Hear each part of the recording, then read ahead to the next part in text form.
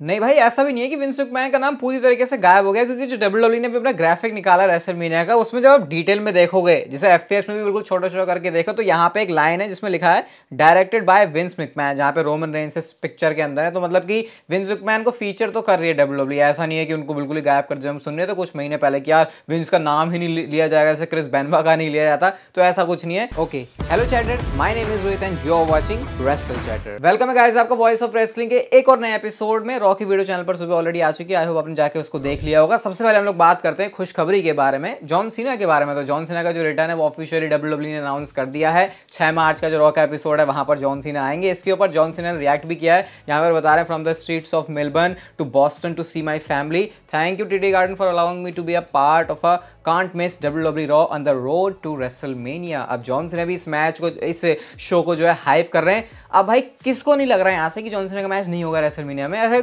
क्या कुछ बस रॉ में उनको लेके आ रहे हैं तो रीजन है ना लाने का, और रीजन है ऑस्टिन थ्योरी के साथ मैच करने का, और इसीलिए ऑस्टिन थ्योरी को डब्ल्यूडब्ल्यूई मेजर चीजों के अंदर बुक कर रही है। एलिमिनेशन चेंबर भी बंदा जीता है, रॉ के मेन इवेंट में एज के साथ लड़ा भी है, एज को हराया भी है, हाँ इंटरफेरेंस की वजह से जैसे भी है, लेकिन ऑस्टिन थ्योरी को डब्ल्यूडब्ल्यूई फीचर कर रही है बड़ी बड़ी चीजों के अंदर। इसका मतलब क्लियर है कि डब्ल्यूडब्ल्यूई का प्रोग्राम जॉन सीना और ऑस्टिन थ्योरी के मैच का ही है। लोगन पॉल की डायरेक्शन आपको पता है सेथ रॉलिंस के साथ जा रही है, तो लोगन पॉल और जॉन सीना का मैच तो होगा नहीं। तो एक्साइटमेंट है इसकी, मैं एक्साइटेड भी हूँ। पता किस चीज़ के लिए? मैच से ज़्यादा इसके लिए कि रॉ पर जब आमने सामने होंगे ऑस्टिन थ्योरी, जिस भी एडिशन पर होते हैं, इनकी जो प्रोमो बैटल होती है उसमें किस तरीके से जॉन सीना ऑस्टिन थ्योरी को रोस्ट करते हैं। हालांकि मुझे ऑस्टिन थ्योरी बहुत पसंद है, बट मैं उस चीज़ के लिए एक्साइटेड हूँ देखने के लिए। कोडी रोड्स का आज मंडे नाइट रॉ के एपिसोड में रोस्ट हुआ था पॉल हेमन की तरफ से। रोस्ट तो नहीं कह सकते, पर्सनल कॉमेंट्स काफ़ी पास हुए थे उनके ऊपर, और कोडी रोड्स ने ट्वीट से ये बताया कि उनका जो टाइम है ना माइक पर, उसको काट दिया गया था क्योंकि टाइम कम होने की वजह से। इसके लिए वो अपोलोजाइज कर रहे हैं, उन्होंने अपना टेम्पर भी है उसको लूज किया,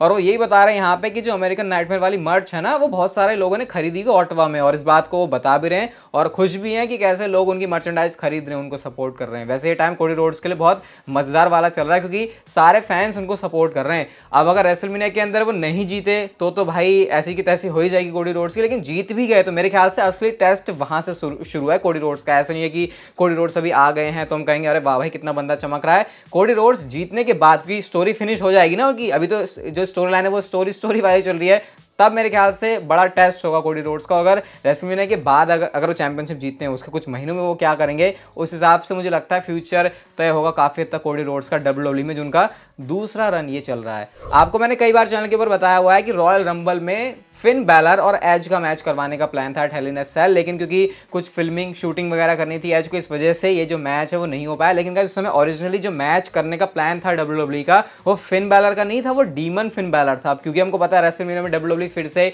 इनका मैच करवा रही है। जो मैच रेसलमेनिया में होना था वो पुश हो, जो मैच रॉयल रंबल में होना था वो पुश हो गया है रेसलमेनिया तक के लिए। अब गाइस इसके बारे में क्या पता चला है कि currently WWE demon Finn Balor को लाने का नहीं प्लान कर रही है, क्योंकि रॉयल रंबल में भी जब डीमन फिन बैलर आने वाले थे तो बहुत सारे डब्ल्यूडब्ल्यूई के अंदर जो लोग हैं वो उसके अगेंस्ट में थे, क्योंकि जो जजमेंट डे वाला कैरेक्टर चल रहा है ना, अगर आप उससे मिला के देखो फिन बैलर को तो थोड़ा सा सूट नहीं कर रहा है। कि भाई एक तरफ तो बंदा जजमेंट डे करता है, फिर उसके बाद जाके डीमन वाला पर्सोना ला रहा है, क्योंकि डीमन वाला पर्सोना हमको वही हंसता खेलता हुआ फिन बैलर उसके साथ ही सूट करता हुआ दिखाई देता है कि अच्छा उसका जो दूसरा पूरा कैरेक्टर है वो अलग ही है, बिल्कुल डिफरेंट है। तो शायद हो सकता है कि रेसलमेनिया में आ भी जाए फिन बैलर, या फिर हो सकता है ना भी आए। करंटली चांसेस ना आने के हैं डीमन फिन बैलर के। वैसे मेरे को इतना फर्क नहीं पड़ेगा फिन बैलर के कैरेक्टर से, क्योंकि उससे ज्यादा मुझे डीमन फिन बैलर को देखना पसंद है। हाँ वो बात अलग है कि लास्ट टाइम रोमन रेंस के साथ मैच करके वो हार गए थे, तो थोड़ी सी उनकी जो ताकत है, जो क्रेडिबिलिटी है वो घट गई है कि डीमन फिन बैलर भी हारा है, क्योंकि मेन रोस्टर में वो हारे नहीं थे।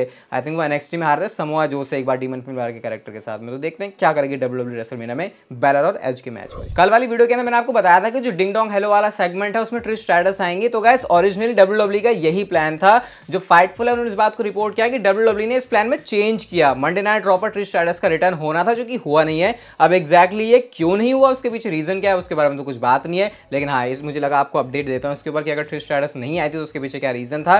कि आना तो था लेकिन प्लान कैंसिल हो गए, और उसके बाद डब्ल्यूडब्ल्यूई ने जो सेगमेंट है उसको चेंज कर दिया लीट एंड बेकी लिंच के सेगमेंट के साथ में। हम चलते हैं गाइस अपनी अगली स्टोरी की तरफ। और वैसे तो इस टॉपिक के बारे में बहुत बार हमने पहले बात की, आई थिंक 2-3 साल पहले तो बहुत ज्यादा बात की है कि अंडरटेकर क्या रिटायर हो गए हैं ऑफिशियली। अब उन्होंने रिसेंटली पॉडकास्ट में अपना इंटरव्यू दिया और यहाँ पर अंडरटेकर ने बताया कि देखो भाई सिंपल सी बात है, अगर मेरी बॉडी जवाब ना दे रही होती तो मैं अभी भी रेसल कर रहा होता, लेकिन जब भी मैं रिंग में जाता हूँ फील करता हूँ तो मुझे ऐसा लगता है कि अब मुझसे नहीं हो पाएगा, और क्योंकि मुझे पता है मेरे से नहीं हो पाएगा तो मैं फैंस को लेट डाउन भी नहीं करना चाहता, और इसी वजह से अब मेरा WWE में दोबारा से आने का कोई मतलब है नहीं। तो ये बात मैं एक बार फिर से बता रहा हूँ, क्योंकि अभी मैं कमेंट्स देखता हूँ कि भाई क्या अंडरटेकर अभी भी आ जाएंगे, मतलब ये अभी भी आप लोगों के कमेंट्स आते हैं, तो ऐसा नहीं है। अंडरटेकर के लिए अब जो काम है वो सारा खत्म हो चुका है। एक आध बार अपीयरेंस कर लें, जैसे एलए नाइट के लिए उन्होंने की थी, हो सकता है चोकस्लैम वगैरह टूम्बस्टोन किसी को लगा दें, वो अलग बात है, लेकिन प्रॉपर रेसलिंग मैच करने के लिए, फ्यूड करने के लिए अब अंडरटेकर का आने का चांस नहीं है, ऐसा खुद अंडरटेकर ने कह दिया है। सैमी ज़ेन ने गाइस अपने ट्विटर अकाउंट के ऊपर एक ट्वीट किया जहां पर उन्होंने लिखा है,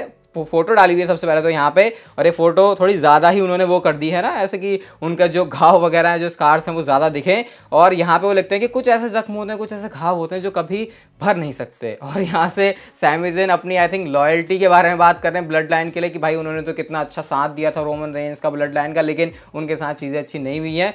अब मैच तो नहीं जीते वो रोमन रेंस के अगेंस्ट में, अब केविन ओवेंस के साथ मिलकर रोमन रेंस के अगेंस्ट एक मिशन लेके वो चले हैं। लेट्स सी इस मिशन में क्या वो सक्सेसफुल होते हैं या फिर नहीं, बट ये ट्वीट से अटेंशन तो काफी मिली उनको। अगर इस ट्वीट पर करंटली भी देखे तो भाई 32,000 लाइक्स है, तो फैंस इस समय तगड़ा सपोर्ट कर रहे हैं सैमी ज़ेन को। हम चलते हैं गाइस अपनी अगली स्टोरी की तरफ, और जिस सुपरस्टार के लिए FU के चैंट लग रहे हैं, और मैं बात कर रहा हूं रोमन रेंस की।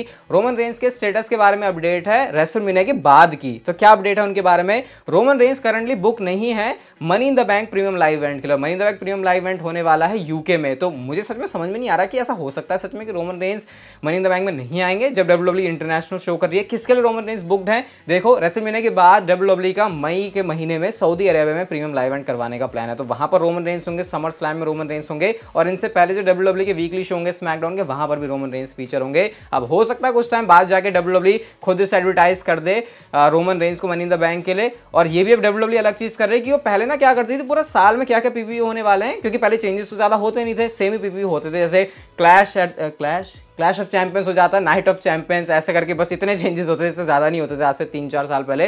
लेकिन अब WWE काफ़ी कुछ करती है, तो कैलेंडर पूरा हमारे पास नहीं है, लेकिन हाँ ये ज़रूर पता है कि रेसलमेनिया के बाद एक सऊदी का शो होगा, और उसके बाद फिर WWE करवाएगी मनी इन द बैंक, और हो सकता है जून में एक और PPV घुसेड़ दे, जो कि फैंस सोच रहे हैं कि रेसलमेनिया बैकलैश हो सकता है। लेकिन फिर क्यों नहीं होगा वो, क्योंकि रेसलमेनिया के बाद अगर सऊदी है तो फिर उसके बाद बैकलैश करवाने का क्या मतलब बनेगा, क्योंकि अब वो बैकलैश नहीं रह गया, वो रेसलमेनिया बैकलैश रह गया। हो सकता है बैकलैश ही हो जाए इस बार रेसलमेनिया बैकलैश की वजह से, तो कंफ्यूजन काफी है। लेकिन रोमन रेंस की बुकिंग के बारे में क्या स्टेटस है वो मैंने अभी आपसे क्लियर कर दिया। हम चलते हैं गाइस अपनी अगली स्टोरी की तरफ, और एजे स्टाइल्स और बिगी के बारे में द रेसलिंग ब्लॉग की तरफ से ट्वीट आता है, जहां पर बताते हैं कि मार्च के महीने में फिर से उनको इवैल्यूएट किया जाएगा कि भैया उनकी प्रोग्रेस क्या है, उनकी रिकवरी क्या है, और उस बेसिस पर फिर पता चलेगा कि क्या वो रेसलमेनिया में फीचर होंगे या फिर नहीं। इनका मानना यहाँ पर यह है कि एजे स्टाइल्स के चांसेस काफी तगड़े हैं कि वो अपनी एंकल इंजरी से पूरी तरीके से रिकवर हो जाएंगे, और उसके बाद वो WWE के शो ऑफ शोज का भी पार्ट बन जाएंगे, grand stage of the mall का भी पार्ट बन जाएंगे, मतलब रेसलमेनिया का भी पार्ट बन जाएंगे। तो अच्छी बात है एजे स्टाइल्स के फैंस के लिए। हालांकि बिगी का आने का चांस थोड़ा सा कम लग रहा है। आज की फाइनल स्टोरी की बात करते हैं, और भाई बड़ा तगड़ा वाला कंफ्यूजन हो गया है फैंस के बीच में कि ब्रॉक लेसनर के साथ WWE क्या कर रही है, और क्या WWE चीजों को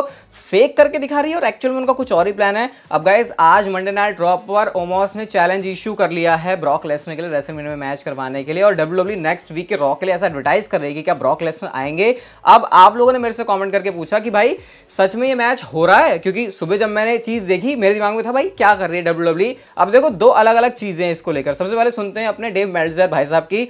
उनका कहना यह है कि ब्रे वाइट वर्सेस लेसनर का मैच जो हमको शुरू में पता चला था वो नहीं हो रहा, मैच ब्रे वाइट और बॉबी लैशली का हो रहा है, और जो ब्रॉक लेसनर का मैच है वो ओमोस के अगेंस्ट ही होगा, ऐसा कहना है डेव मेल्टजर का। लेकिन गाइस बाकी सोर्सेज जो कुछ और हमको बातें बताते हैं वो ये है कि WWE का सिर्फ तरीका है फैंस का ध्यान भटकाने का ब्रॉक लेसनर और बॉबी लैशली के मैच से, जबकि WWE का ओरिजिनली यही प्लान है रेसलमेनिया के लिए। ये ओमोस वाली चीज सिर्फ फैंस को थोड़े से उनकी डायरेक्शन चेंज करने के लिए, या फिर ये सिर्फ मैं प्रेडिक्ट कर रहा हूं, ऐसा भी हो सकता है कि रॉ पर ही WWE ऐसा कुछ कर दे एंगल कि ब्रॉक लेसनर ने तहस नहस कर दिया ओमोस को, और इस वजह से ओमोस और ब्रॉक लेसनर का मैच हो नहीं रहा। और फिर यहाँ पर कुछ सोर्सेज ये भी कह रहे हैं कि ब्रॉक लेसनर और गुंथर का मैच ही होगा रेसलमेनिया में। तो इस समय काफी अनक्लियर हैं चीजें। हालांकि गाइस मैं आपको बताया था इस समय जो डेव मेल्टजर उनकी बातें काफी हद तक सही साबित हो रही है। उन्होंने ही कहा था कि रॉक नहीं आएंगे, जबकि 99% जो सोर्सेज से उनका कहना था कि रॉक आएंगे, बट एक्चुअल में फिर वही बात हुई। उन्होंने ये कहा कि कोडी रोड्स और रोमन रेंस का मैच होगा रेसलमेनिया में। तो अगर हम उनकी तरफ जाएं तो फिर उनके अकॉर्डिंग तो ब्रॉक लेसनर और ओमोस का ही मैच हो रहा होगा। अगर ये मैच हुआ तो फिर आपको जो भी कहना है इसके बारे में बता सकते हो। मैंने ट्वीट भी किया था ट्विटर पर, आप लोग जाकर उसे पढ़ सकते हो। फिलहाल के लिए ये वीडियो गाइस अगर आपको अच्छी लगी तो इसे like share subscribe notification bell को ऑन कर दो, and see you guys in my next video.